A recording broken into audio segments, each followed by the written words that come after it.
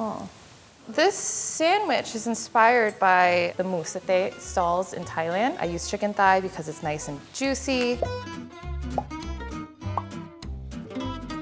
Hi, my name is Palita Sriratana of Pink Salt. I am here today to make a chicken satay sandwich. To start things off, we're gonna marinate the chicken. We do a little bit of coriander, turmeric, cumin, a touch of salt, and a little bit of garlic. We'll mix that up. And ideally, this is something that we set aside for about 4 hours to marinate. I wouldn't go over that because actually over that, the chicken will pickle a little bit. Butter, some brioche buns. I just use mayo because mayo is already in the recipe and it spreads really nice and evenly. This sandwich is inspired by the Satay stalls in Thailand. You'll find vendors just making a line of sticks on a satay grill, but for this case, we're using chicken. I use chicken thigh because it's nice and juicy. Typically, the skewers come with a side of salad called ajat, which is a quick pickled cucumber relish, which we're gonna top the sandwich with. I'm gonna brown my buns, and meanwhile, I'm gonna talk you through the salad.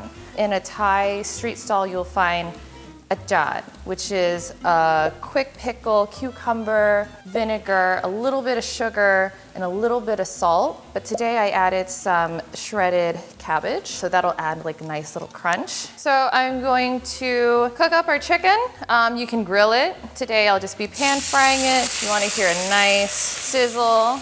Also, just be careful. Coconut milk, it tends to burn a little bit more easily. So I'm gonna give that about 4 minutes on each side. My favorite sandwich in Chicago probably has to be the Italian sub from Bari Foods. I get that pretty regularly. So the chicken's starting to brown a little bit.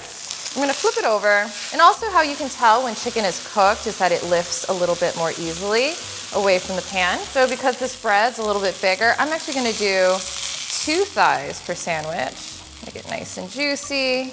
There's chicken right on top. Make sure we got some coleslaw, some of the beautiful cucumbers, a couple red onions. I'm going to put a little dollop of the mayo itself. I love to use Kewpie because it's like nice and tangy, and of course it comes out of this really cute squirt bottle. That is a Thai chicken satay sandwich.